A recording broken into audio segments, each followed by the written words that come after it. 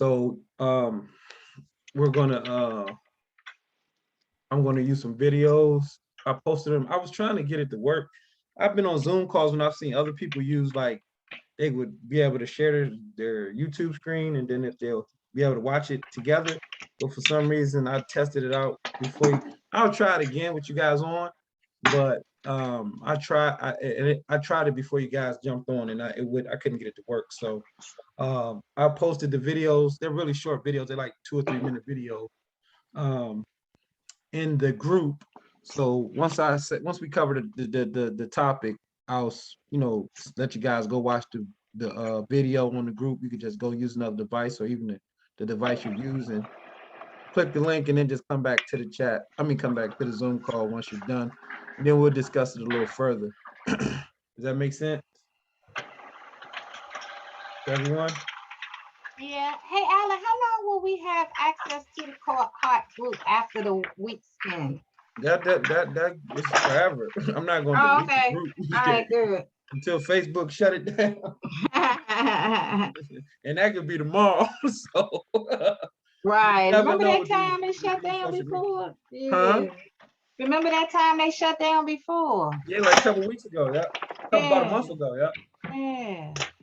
It scared me because I do so much marketing on Facebook that it's scary when it's like, when you attach your livelihood to one of these companies, or I have a certain stream of income. Not all my income comes from Facebook, but when you become dependent on some of these sites, you have to be mindful that they will disappear. It don't take too much for them to, Zuckerberg get the right lawsuit, and it's no more. They'll break the whole thing up and change everything, and then the algorithms for ads are always changing. The back dashboards are always changing. I'll log into my ads account and it'd be looking like, from one day to the next, I'll be like, I don't know where nothing is at. Like, none of the buttons, everything is changed. Yeah, so I have to go learn Facebook all over again. So yeah, I don't know why we got into that, but yeah, you got to be careful with that stuff. But yeah, the group is going to be there for, I'm not going to delete the group or anything or kick anybody out. We have a separate group for each cohort. So there's another cohort and they have their own group. So that's your guys' information that you got paid for. Yeah. When you say Facebook shut down, you mean like it completely shut down, like no one had access? Yeah. It was like a month ago. Like, for how long did it do that? For like a day almost. Really? At least like 12 hours. Yeah, but the remnants of that was. Yeah, it's horrific. So, yeah, because it was WhatsApp was involved. WhatsApp, Instagram, everything that they all that. Yeah, even some Amazon. I feel like everything that they own. They had WhatsApp, Instagram, Facebook, Messenger, stuff like all of it was down. And I think it has something to do with their whole new play with the metaverse and all that, but I don't know. But let's go ahead and get started. Can you guys have any updates on like any progress that you made? And if nothing nothing to whatever, I know it's only been a few days, but at least based on the training that you've had up to this point, is there anything that you've been able to get done or implement? Even if it's just getting some information or learning some new stuff, anything, this is kind of like the accountability. Yeah. So one of the things I did is I updated the task for my VA recruiter, and I added the virtual interview. So instead of just, saying or just documenting, the number of people or applicants that he spoke with, et cetera, et cetera, et cetera, and just the number, I added that he would need to also do a face-to-face video interview and then share that to the shared drive. Awesome. That's great. Is that somebody you've been working with for a while, or they're kind of new in your training? So this one, they're going to be new. So I had one before and I'm in transition now. So so I will be adding a new VA recruiter to my team. So we'll be new to this.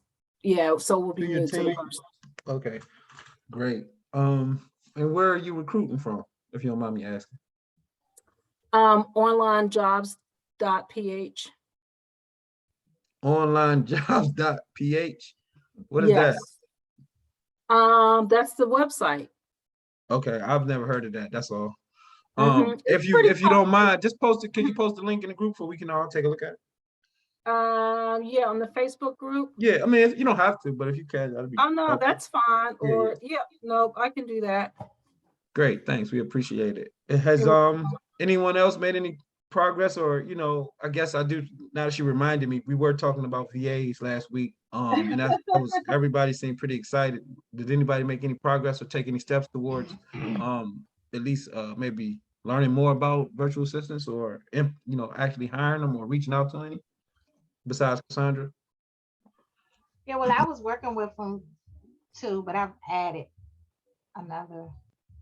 Okay. And I'm also interested in the one you and I were talking about right prior to the holidays Yep, I remember. about doing the social media. Yep, I'm gonna I'll post her. Let me do it before I forget. I'm gonna post it in a group. And she was in the group. Um I'll add her to the group, and also uh her company name.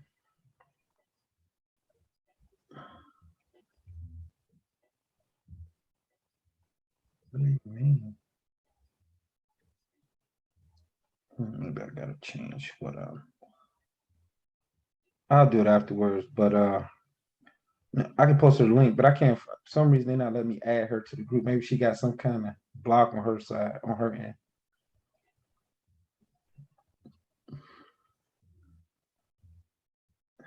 I'm adding her to the website now. And then we're gonna go ahead and get to the training.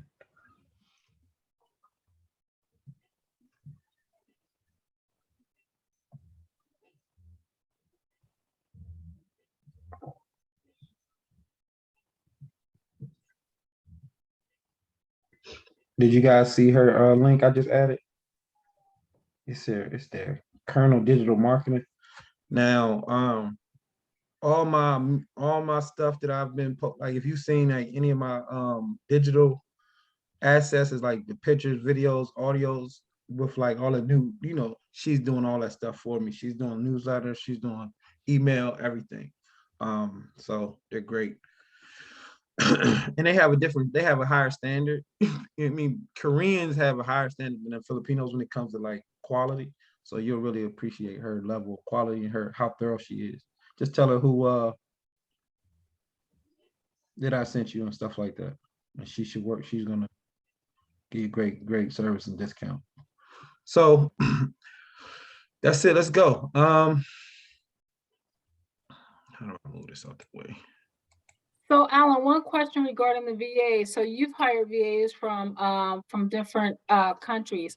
Do you find yourself needing to learn like different things about their culture in order to connect with them better, to build a better relationship, a stronger relationship? Not really. I'm just be honest. Like I have like a general, just my own personal, interest in, different cultures at some points, but I don't feel like I have to like dig too deep. And I'm sure that, since I'm like the meaningful relationship development guy, that I could probably do better as far as, relationships with them. But maybe just how attentive and just how attentive they are and how responsive and how much they, cater to me. I just don't feel the need to like, you know what I mean? It seems like they're with the great, if it always feels like the relationship is great. So I don't really know what me learning more about Korea or the Philippines, beyond, my own personal information, what I already know, beyond that would make it any different. If I had like a personal if I had like a personal interest in it, and I wouldn't, it would probably help, but I don't think it's gonna, I don't feel like, I don't see a need to, go too deep into something like that. But if you're trying to develop better relationships, I'm sure that you making little, you try and say, hey, look, you may send them a message in Korean or something like that. I know they would probably appreciate it, but no, I'm sorry, I don't. Okay. And have you had any issues with like VAs like ghosting? Oh, Like absolutely. Okay, all right, okay. I feel, and it usually happens right after they get a payment. Okay. Yeah. And did you see it coming? Like, why do you think they do the ghosting? Man, that's a great question, and we still on virtual assistants, which is crazy. I should have made two weeks for the virtual assistant, but I'm gonna answer this question. We can go on, and then we can go back to it if we have anything else about virtual assistant.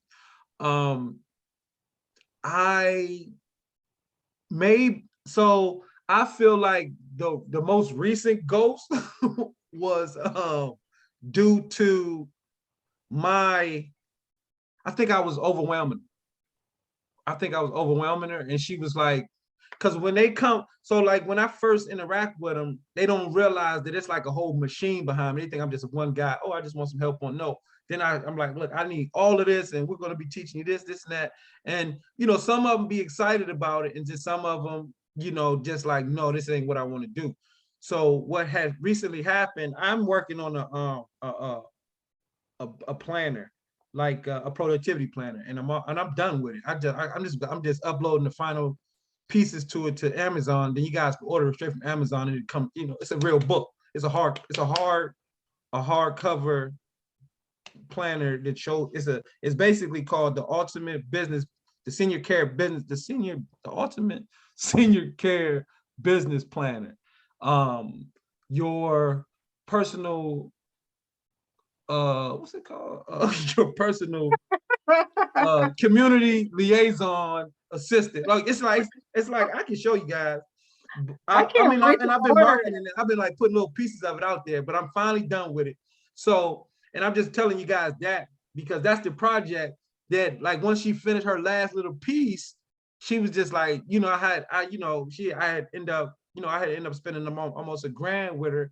And when I gave her last payment, she just disappeared, and I didn't know, because I just, I was like, once we finish this, once we upload it to thing, Amazon, then we're going to work on I need you to work on the marketing for it, as far as like the sales pages, and we're going to put together a email rollout, video rollout, stuff like that. And I felt like that was probably more than what she can handle, or more than what her skill set probably was. And she didn't want to be like, she probably didn't know how to say, I can't do that, or I'm not prepared, or, I can't handle all that. So they just don't communicate. They just leave. And I get it, but that's like an example of a ghosting experience. That's like the most recent ghosting experience I've had. And sometimes I think I just be getting on their nerves because I'm really like overbearing sometimes. I'm sure you guys can see. Yeah. Okay. Thanks for sharing. That was yeah. And that's what I try to keep it as honest as possible.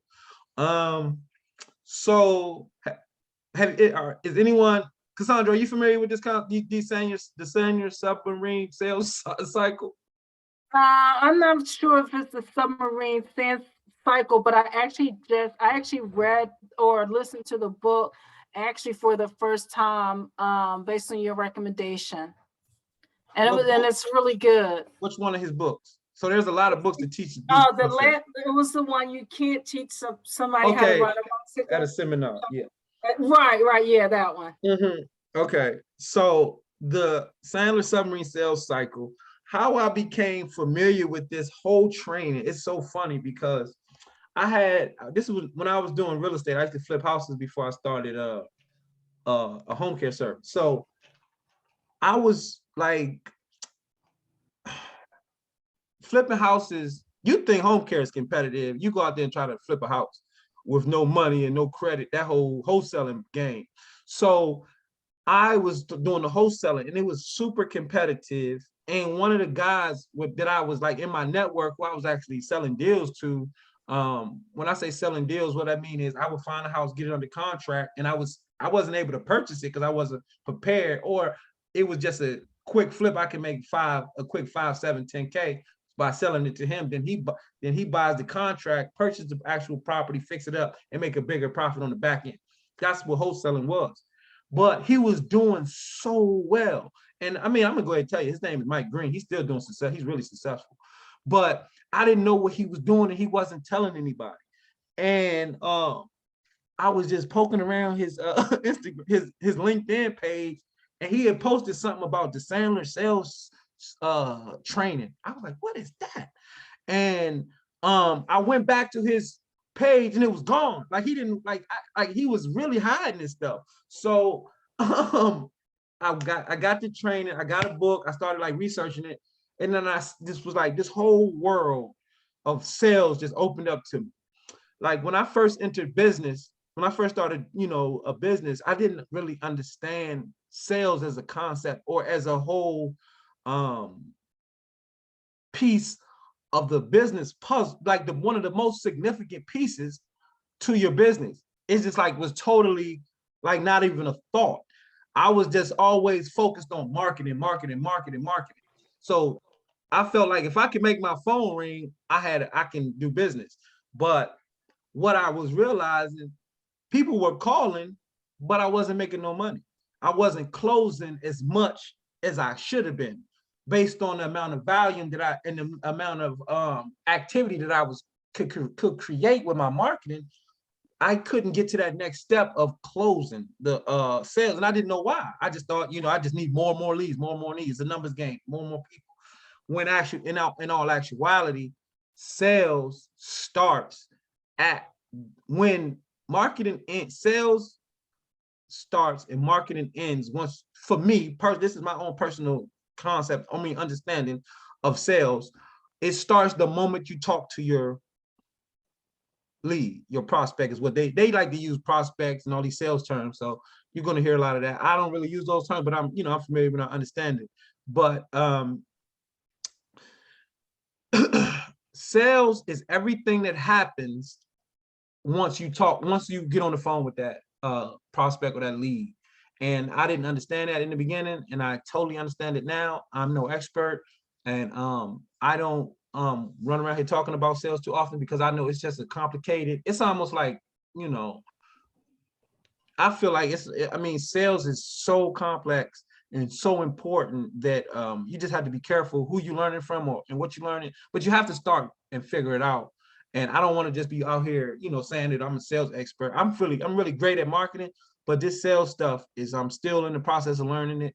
I actually put my community liaison through one of his programs. Like they have like local trainings, so you can probably find an office in your community who teaches, like a Sandler office that like you can go like to a Sandler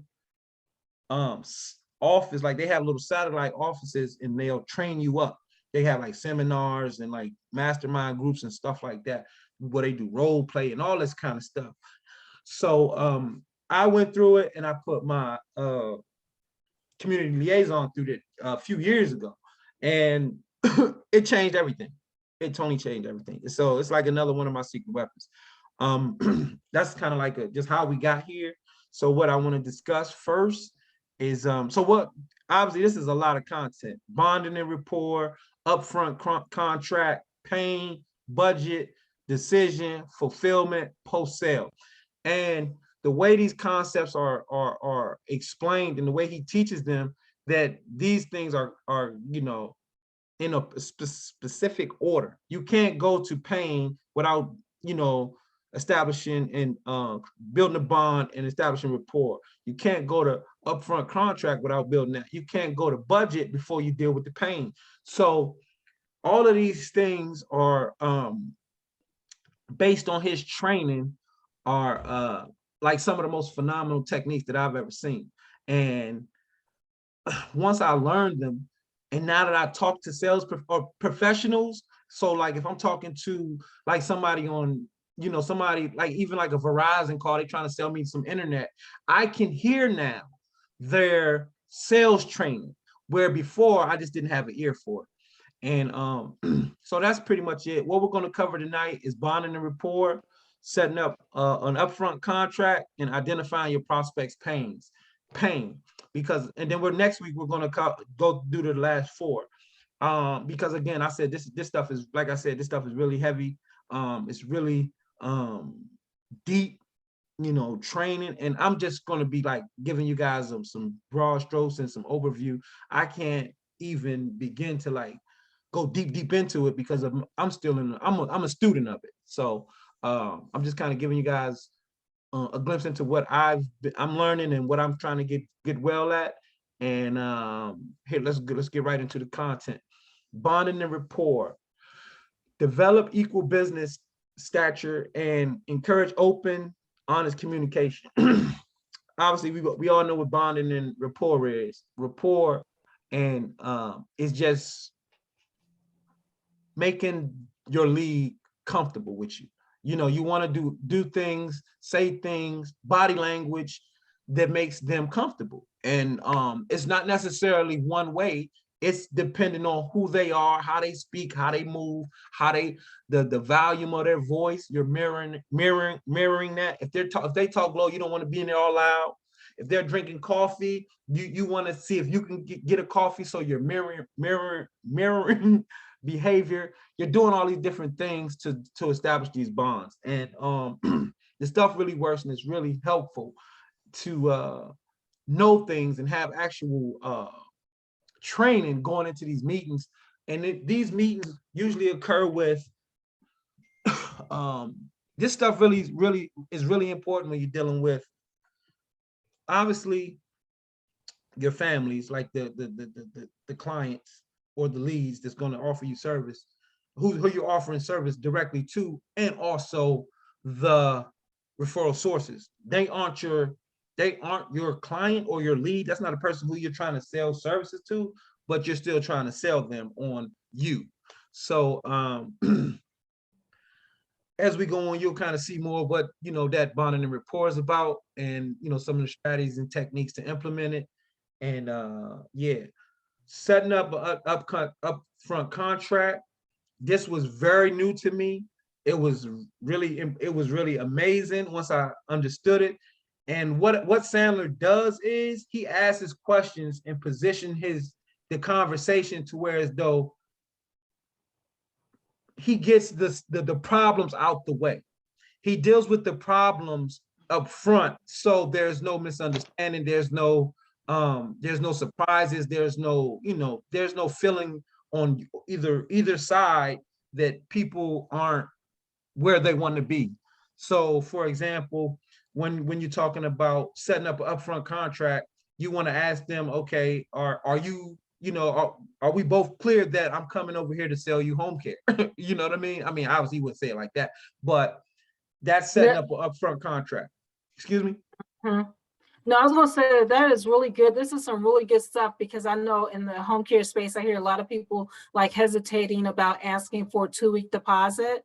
And I asked for a 2-week deposit up front. And if they hem and haw, then that means it's not a good match for me. And we interviewed someone today, a scheduler for the office. And I asked my office director if she asked her whether or not she was okay with the salary. And I said, she said she didn't. I said, well, typically I would ask that question up front. That would be one of my first questions, because if it's not compatible, we wasted days and hours interviewing, scheduling, and going through that whole process.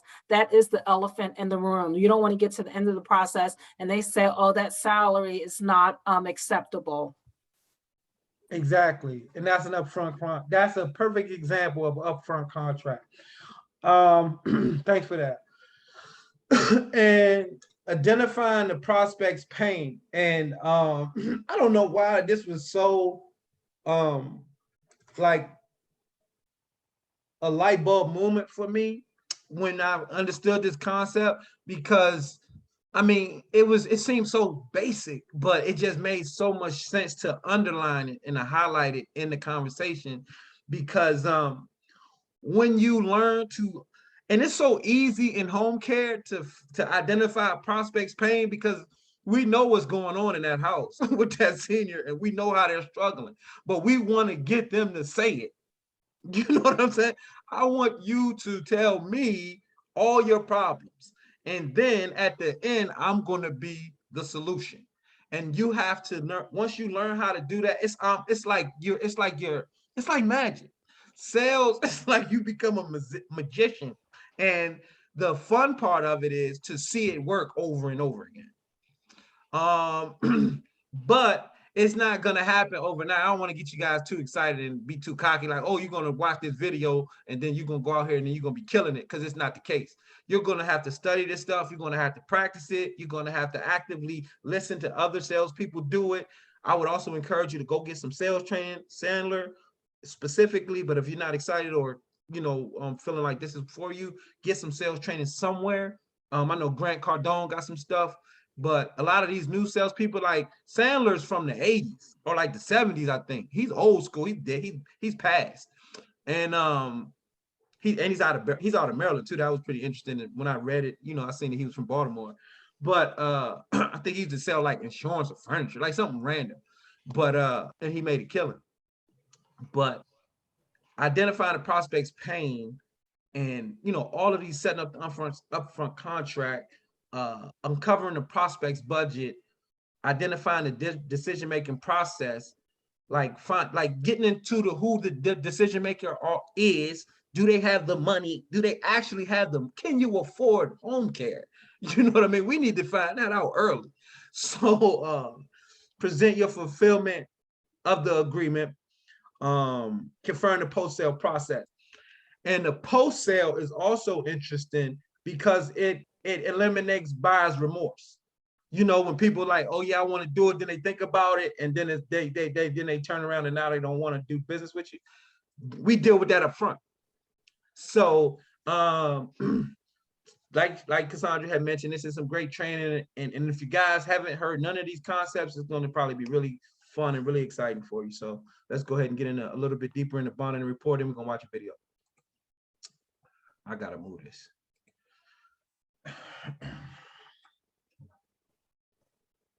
So when he says become a stroke machine, that's basically you just building somebody up. It isn't like you're being like weird and just trying to say all the nice things you can, but you're being genuine. You're finding positive things to say. You have a great, you're giving great feedback. You look sincere, and you are sincere. And a lot of times what happens, people don't realize that their default, like my default face, if people just look at me and I ain't like thinking about it, you're gonna be like, I'm not talking to that crazy looking Negro over there, because my default face can come off as very unapproachable.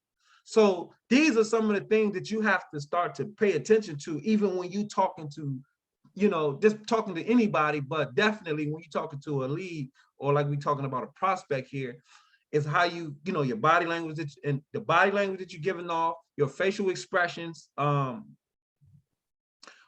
your facial expressions and body language consistent with what they're saying? So if they're saying something happy, you don't want to be frowning. If they're saying something sad, you don't want to be smiling.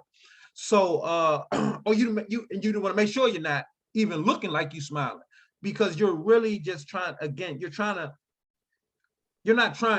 establishing rapport, and you're trying to bond with another person. And it's not really rocket science. It's just thinking about what you're doing and being intentional about building a relationship and building a bond with the person that you're sitting across from. You consider with the things, I mean, this is more like a general situation where you may be sitting in their office or whatever, or and when you're doing home care, you're sitting in the house. So when you're walking into the home of a potential client, you're looking around. What are the pictures about? What are some of the things that they may be excited about? Do you see figurines, maybe collection, collectible type stuff? Maybe you see some pictures of specific vacation destinations or different family members. If you're paying attention, if you're actively paying attention to what's going on around you and what these people are into, you'll be able to use that stuff to better form that bond and build that rapport. Does that make sense to everyone? Yes. Okay. It works like a charm. Every time, right? So and I mean, this stuff works in normal life. Like you can, I mean, I'm finding myself using sales techniques on my kids because it's almost just like if you're just talking like normal, like hey, you should, you have to be convincing. You have to use strategy to get what you want. And if you and as an entrepreneur and a business person, you have to have techniques to get what you want. And these are techniques and training to get what you want, to get But you know what's funny, desired Alan? result. Yeah, we're always selling and we don't realize it. Whether so people say, I don't like to sell. You're selling all the time, all day. Small children are selling. Oh yeah, So they're the we best sellers. all do it. They always get Right, their way. exactly. We're just not cognizant, right? So, but yeah. Absolutely, absolutely. So what do you give me some of the things that may be so look, I don't know if everybody read this. So we all have the need or hunger for recognition, stimulation, recognition and stimulation by strokes.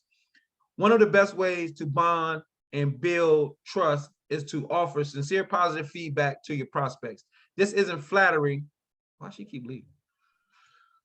This isn't flattery. Rather, it's a nurturing statement that builds the self-esteem of the prospect. People like matching mirror. People like themselves. So as a salesperson, you have to use a technique called mirroring. It's called mirroring to match your prospect's body language so that your prospect relaxes and feels comfortable in your presence. Subtle mirroring a prospect's tone of voice, favorite speech patterns, or cadence is another way to establish commonality. But you got to be careful because I'm telling you, I'm like I'm gonna just be honest. I'm probably like paranoid schizophrenic. Like if I see somebody doing that, I'm gonna be like, oh, what you doing, bro? You know what I'm saying? Like if I catch you, it's gonna be a problem. I'm gonna be like, you're being weird. So you can't. This stuff is subtle. This isn't like you going in there looking like them, dressing like them, and stuff like that. Like it's not that. This is all subtle stuff, and like it's stuff that they shouldn't even notice. So just keep that in mind. Or cadence, another way to establish commonality. With practice, you can also clue in the prospect's learning style, personality preferences, and other traits. By reading your prospect's cues and living in their world, you can quickly establish rapport and begin to improve your sales proficiency. So I'm gonna tell you this. When he says learning style, that's complicated for me. Like I'm still like trying to grasp with that like that whole technique, personality preferences and stuff like that. These things are not like I said, it's not rocket science, but once you get it like kind of clicks, but you have to kind of deal with it, think about it, look at it more. It's just not something you could just like gloss over, read, and understand. And that's the only thing I wanted to make clear. So are there any questions or or thoughts about bonding and rapport? And I really like last week I was saying that feedback is really helpful. No, I think this is really good. In the book, I don't remember what he said exactly to do, but so I used to do this, like go to a client's home. If I see pictures, because that's what we were told to do, I would ask about the pictures, and sometimes it works. So it's not like an absolute no or yes, but I'll look at the pictures and ask who were the individuals in the pictures. Well, if they talk about their son, if I see a picture, I'll ask, is that your son? And actually the elders, they kind of like that. And then you give them an opportunity to say something about their loved one. And so you do start bonding in that way. But when he was talking about like if you're in someone's office, like, everyone that's come in the office has made a comment on the picture. So maybe, skip the picture and pick out something else to bond with.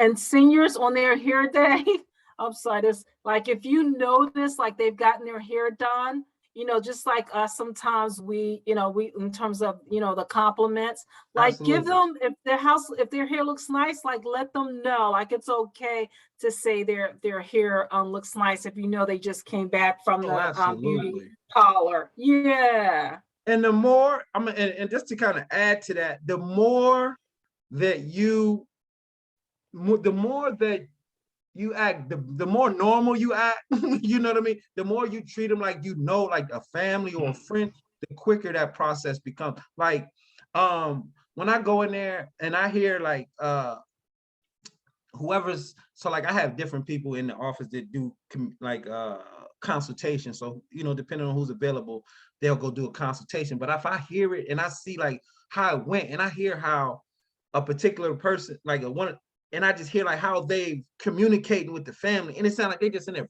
cracking up. It's just like it's like you're talking to a family member.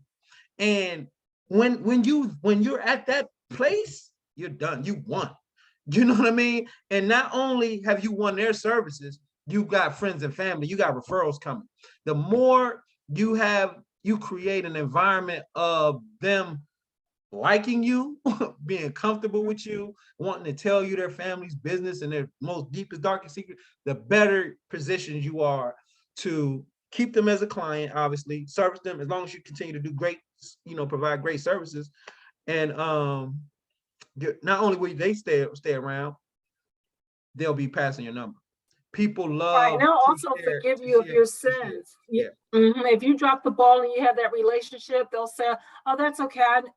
That's fine. I know," and it'll be okay. Versus not having a relationship. But the one part in terms of establishing a connection is if they have pets, like don't disregard the pets. Like if they have a small dog or a cat, like ask the cat's name or the dog's name, and you will bond with them because they see those pets as their family. Oh, absolutely. Pets are definitely family members. So what screen do you guys see up here? Forest Marketing Group. Okay, now I'm gonna click play and I'm gonna see if you guys can hear it, because that was the issue.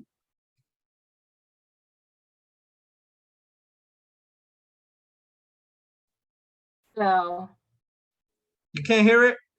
No. Okay.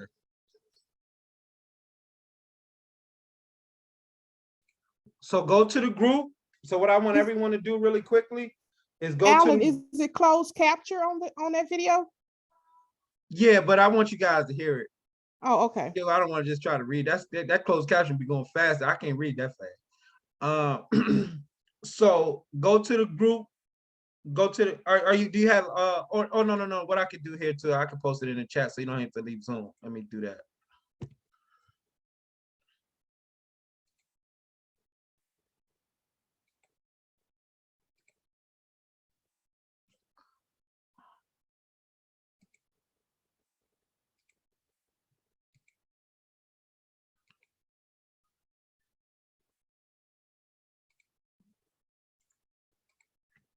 I just post that link in the chat, the Zoom chat. So feel free to watch that and then pop back in. And I'm gonna go run and do something real quick. I'll be back in like 5 minutes. So feel free to check that video out, and I'll be right back.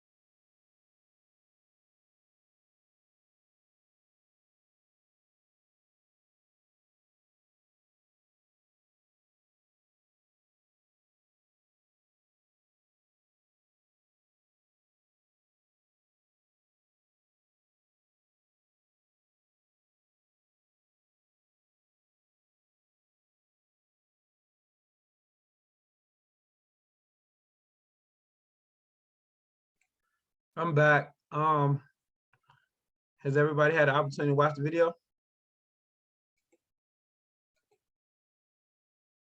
Can you hear me? Can you hear me?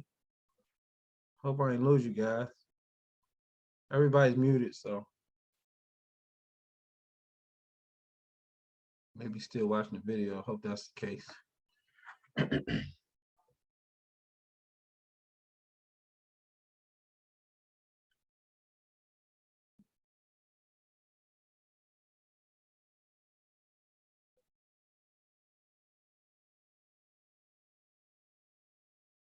Oh, that was a Filipino site. Great, awesome.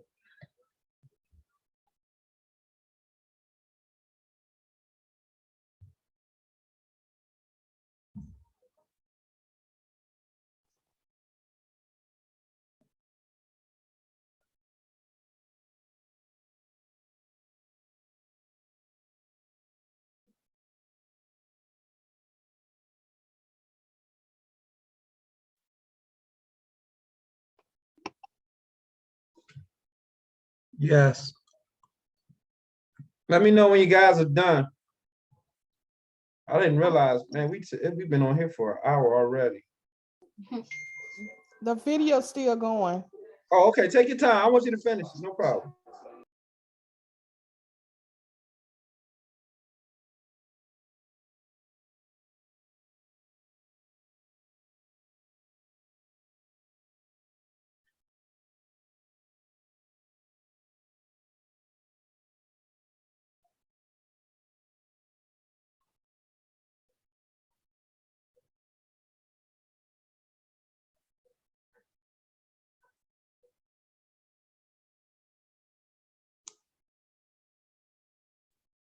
Okay, I'm done. Okay. I'm done as well. I'll give it about 2 more minutes. Tell me a little bit about what you saw.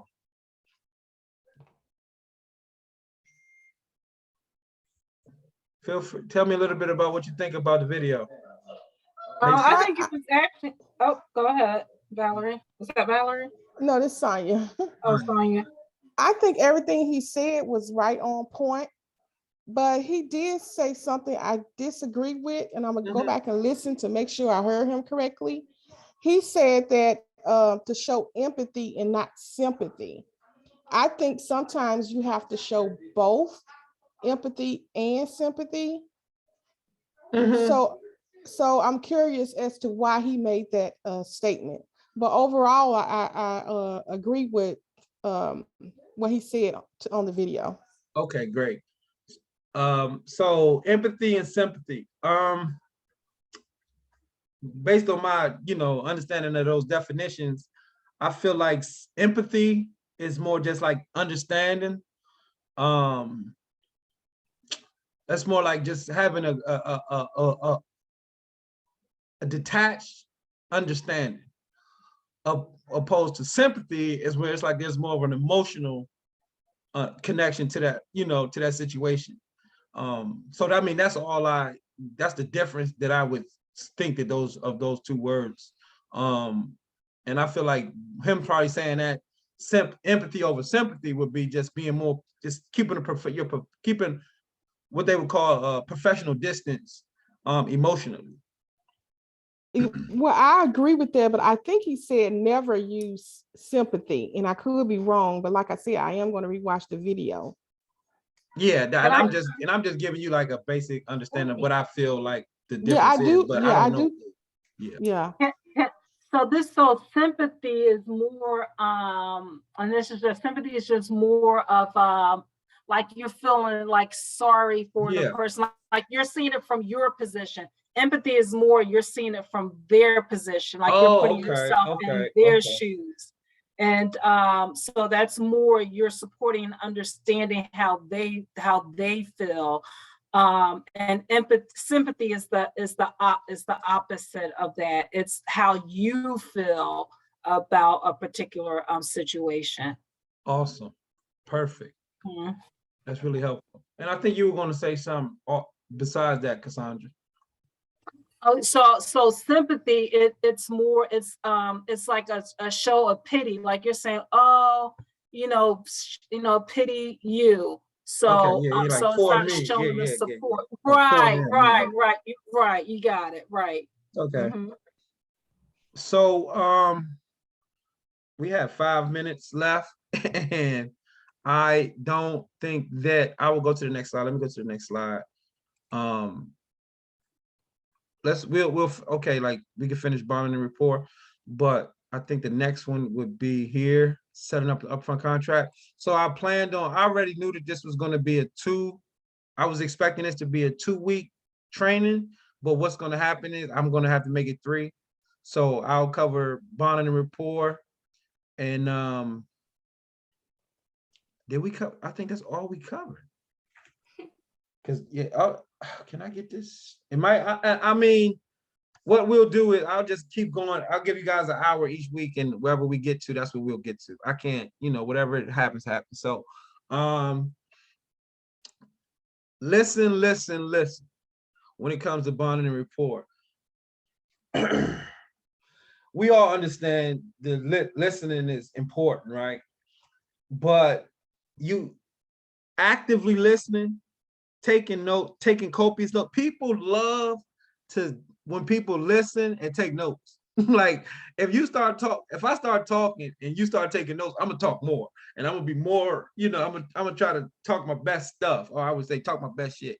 If somebody's sitting there taking notes, but I feel like that, like everybody say listen, but what does that really mean? It's finding things in what they're saying that can like cue you back, or like bring you back to things that will further your call, your what you're trying to do there. So it's really just finding things, pain points, obviously, but just anything that you feel will be helpful in a conversation with them, as you respond or going forward, but not necessarily for, immediate response, but notes in your notes. These are the notes you're taking. You're not just sitting there writing out everything they say. That's goofy. But you're finding things that are actually important. You're pulling that out of what they're saying. And again, when we're talking about home care or just senior care, whether it's, home care or assisted living, we pretty much know what the families are dealing with. So we're looking for things that, like, we have most of us have, if we've been doing it or we've been even thinking about it, we have a general idea of all the problems that a family goes through. But we need to kind of hone in on the problems that this prospect in front of me is going through, what's really their problems. So sometimes I can see, like, if a person going into a consultation, they just start saying things that they think that the family want to hear, opposed to listening and finding out exactly what's the reason behind, you sitting in front of them on their couch or however y'all meeting. So that's really what I take from actively listening, is just really finding those points of things that will really guide you along the way into helping them, solve their problems, because you're a problem solver when you get in there. You're the doctor, and they're telling you what's wrong with them, and then you're taking the information, then you're prescribing some service to them. And but that prescription has to be consistent with what they're talking about, not just, and a lot of times what I see, you go in there with a general list, like, these are all the things that we offer. I'm sure you'll fit in somewhere. Let's get in, let's get to let's start talking about the terms. And that's just like way broken, because they're like, okay, but okay, and I've been on consultations, and I've seen different ways, and the families respond, and stuff like that. So it's just very important to be a great listener. And sometimes I personally can't. I'm not a great listener because I'm always thinking that I know everything. But when I deal and do certain things, I have to, like, okay, I need to be listening here. What you know, to solve, to get to this next place, to figure out how we're going to move this process forward, I need to be paying attention.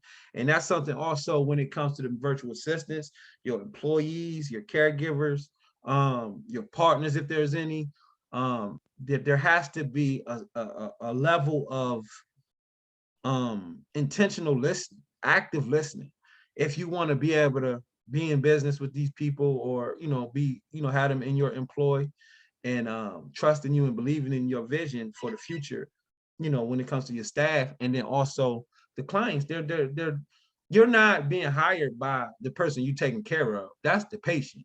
You're being hired by the family. So the family has to, you know, believe that you understand their problem, and you're very well aware what the problems are. You understand who they are, how they operate as a family, how their house operates.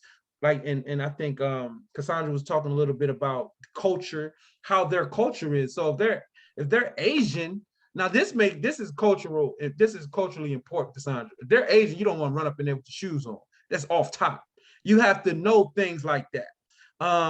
You have to know, like, when you're going into different families, homes, and what I've been seeing, which has been new for me. Like, I'm gonna just be honest, the majority of my clients up until recent were just white folks and black folks. And I don't know why, but that's all it was. But now I'm starting to get Asian families calling. I'm getting Indian leads from time to time, Spanish, which is really crazy for me, because I'm like, Spanish people need help with home care? And just people who they're Americanized, they're not connected to the Spanish community, and they got like a whole list of people that they can call to come help. They're Americans, and they have they have American problems. So they reaching out, and we have to begin to hire caregivers to speak Spanish now. And I mean, that's just what it is. We have to think about different families, cultural, how they function in their home, just the way that the temperament of that household. And then it comes, that even goes into when you're thinking about if you do get the client, what caregiver are you going to send up in there? And the thing about it is, if you're not paying attention early on, or you're not listening, period, or really paying attention to what you're doing, period, you just kind of going with the flow. Oh, I got the client, and I'm gonna just send my best caregiver over there. And you might send your best caregiver over there, and she chatty patty, and these families don't want to talk. They just don't sit around and want to talk all day. Sometimes some seniors don't want to hear your voice, period. They just, they just want you to come do your thing. Don't even hardly speak to them. You can speak, be general, be basic, and then leave them alone. And that's just what it is. And then some people's personalities just clash with that if they don't have, a higher understanding. And sometimes caregivers just don't care enough. They're like, I'm gonna be who I am. So because you're gonna be who you are, you ain't going over there. So you have to find caregivers that match and are consistent with these families. And all of this stuff starts with, listening, great communication, and just having that understanding of what what your client needs are, and what the leads possibly needs are if they do become your clients early on. And I mean, this listening thing starts immediately. As soon as they call your phone, like I said, the moment you pick up the phone or whoever answers the phone, marketing ended and the sales process began. And from that point on, everything should be, I would always try to make sure phone calls are recorded. And I know you've been on everybody, been on whoever talked. This phone call is recorded for quality service. And that's probably one of the best things that you could do is record calls, but you have to let people know that. And why do we record calls? So I can listen to them and go back and tell you where you made a mistake at. Or I can listen to them and tell you how you deviated from the Sandler sales system and you went to pain before you went to upfront contract. You see what I'm saying? That's what those calls are for. That's for training purposes. That's for people can be better, and the people that's on your phone line can become better salespeople. Because at the end of the day, if you're talking to leads, you in sales. Mm-hmm. So can I ask you a quick question regarding that, Alan? and I'm So yeah, you can, because I'm wrapping up. That was okay, it. so I do Yeah. have, from a telephone service perspective, my calls are recorded. I have one VA who has like this system that kind of muffles that muffles the conversation. So when she speaks, I can't hear what she's saying. But she tells me that she uses that to keep out background noise in her background, but I can't hear her conversation. So there's no training that I could really do. What are your thoughts about that? I would just I mean, it's your decision. I mean, it's kind of strange, and you got to have somebody who does she mind being recorded? Is she doing that on, like, is that like, why can't she change that? You know what I mean? Like, can't she change that? Well, she's saying that she's doing it because of background noise in her environment. But I think there's also some thing with her being recorded too. Yeah. Because when she first started, I had another employee on her staff, and she has, but she's good at what she does many of the times, but she doesn't like the recording part. Yeah.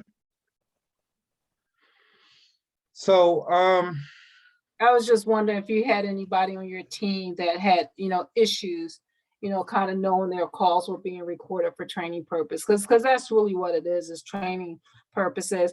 And then it's also, I think, a little bit of protection too, when you get into the client said one thing, the caregiver said, the office staff said something else, although I really don't have those issues. But anyway, it just protects everybody, I think. Yeah, definitely. It definitely does. And if they have a problem being recorded, then that's probably not the right person to be on the phone. I'm gonna just tell you that like that. That's just probably not the right person. I mean, any type of resistance for like what my what the vision is for what we doing. Right. I mean, I'm not tolerating. Like, well, I know that's right. I don't care if you like it or not, right? That's, yeah, I don't tolerate get to that. This right. is not for you. Yeah, and that's fine. I'm gonna post a couple options for software for recording, so you guys can kind of see it. Some big stuff out there with like Salesforce and stuff like that, but that's a behemoth piece of software, and it's very pricey. So I wouldn't suggest that right off the top. But I got some other little ones that will help you guys early on to help with the training. I mean, call training. Recorded call training. So, but that's it. We went over a little bit, and let me get to because I had all this stuff already. All of that. That's stuff we're gonna cover next week. So this is what we want to do for this week. And I'm giving you guys a lot of Sandler stuff to read. Like Close the Deal was the first book I read. These are audios, but they obviously got book versions as well. And like if I'm gonna just say this, you have to read this stuff. And if you're not reading this, you have to read something else. You have to get some sales training. You cannot go through this. You won't find real business success until you learn how to sell. And that's just what it is. Or you have a strong salesperson on your team. Somebody who already has some training, somebody who knows concepts and strategy and technique to close clients. I feel like everybody, my personal thinking is everybody who gets on the phone with a lead needs to be trained. Simple as that. Like, you're not getting on the phone with no lead if you ain't trained. Not none of my leads. You can talk to caregivers, but you're not talking to no leads. And you can talk to current clients, but leads, those are that's our treasure. That's our, that's the leads are what, put bread and meat on the table. So you can't play with those, and they cost the most. Like I've been looking at what the amount of leads I got in last year and how much money I spent. It's it's astronomical. You know, I never really paid attention to it, but you know, each lead is very expensive. Each person who calls my phone is very that's a very expensive phone call. You know, based on the amount of marketing dollars that went into them to get them on the phone. And whether that was me paying somebody going, you know, with the you know, to do the council, to like the calls, like the, you know, making all the calls weekly, the virtual assistants making the calls. Then once the you know, we establish a relationship with the referral source, and then we send somebody to do the consultation, and then they say they're not ready. So now we have to, you know, so it's a whole process that goes through just dealing with one client, and it's a lot of people that got to get paid. So until we close that client, we haven't gotten our return on investment. So that lead up until that point is very valuable. And you don't just want to take that. Like everybody that calls your phone asking for services is very important. And you just don't want to just go into them calls willy-nilly. And again, this is me telling you guys what works, what I would have done differently, and what I do now. So get both books, take your time with each concept, secret shop. So these are like some of the things I would suggest doing this week. Actively listen to sales calls, write a sales script for your leads, for leads, role play sales calls with family and friends. Implement at least one sales techniques in a real life setting. So that would be the assignments for this week, just to give you guys something to do, something to think about. When I say, so like one thing you're gonna read, and it's kind of like it goes against the Sandler training, is they're not like big into scripts because they want to be, you know, fluid and flexible. You don't want to go in there rigid. A script will make you rigid, and you want to have flow, and you want your whoever's on the phone to have flow. People get, man, a script, you sound, if you're not like trained as like a newscaster or something, like people gonna hear you reading it. So, or it just sounds like robotic, and that's not necessarily what you want to be going on. You want to, you know, really, again, once you get on that phone with that person, the bonding and rapport starts immediately. So you want to have these trainings, and writing a script may not, it's more like just to get so you can start thinking about in these terms. It's not something that I'm saying write a script to go use. That's not, so that's a little different there. And you'll learn more about these concepts and some of these ideas as you read these books. Close the Deal was probably that book. Each book, like I can almost assign an amount, like these books, these trainings changed so much for me as I, you know, kind of like been going along this journey. It's like I found these little nuggets, and they open up a whole new world of potential success and opportunity. And it's all in books. And that's the funny thing. It's like it's all written down because I get an opportunity to pick these experts' brains in a way that, you know, I just wouldn't have access to them because most of them dead and gone, or they millionaires, ain't gonna talk to them. So we got to read the books. So read these books. Close the Deal was very, it was, like I said, it was the first Sandler book that I read, and it made me excited enough to go spend more money with the Sandler Institute. And the Sandler rules, the 49 something about success in sales and how to apply them principles. This is also like his foundation. This is like the foundations of his concepts. And this is a lifelong training. This isn't something that you're going to get overnight. I don't want you to be frustrated or be overwhelmed or anything like that about this process or just learning sales at you know, at whatever pace you're going. Just be okay with it. Just don't let up off of it. Just dedicate some time to learning sales and becoming a better salesperson. And it's going to benefit you in your life, out in your life, in your business and outside, I guarantee. So with that, hopefully you guys are good and you learned something this evening, and you got some direction moving forward into the next week. Is there anything else that you guys want to share before we hop off of here?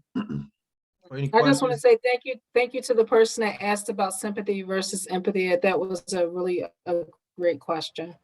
Absolutely, and it educated me, because I feel stupid because I'm thinking I know the definition and I'm dead wrong. So I learned something too. Great question. Good night. I'm hopping off of here. We'll be meet back next week. There are going to be some dates I might have to move around, or we might even have to miss a week because February is kind of busy for me with travel. I got my kids' birthdays and they live out of state, so I gotta, start moving around and birthday parties and stuff like that. So I don't know the dates of everything yet. So it might be on a Thursday night. I'm not sure yet. So I gotta just make sure I'll keep everybody updated in the group. And again, if you have any questions, concerns, comments, just reach out to me outside of this training, and we could talk privately if necessary. So good night, and have a great evening. And I'll talk to you guys next week. All right. Thank you. Good night. Bye-bye.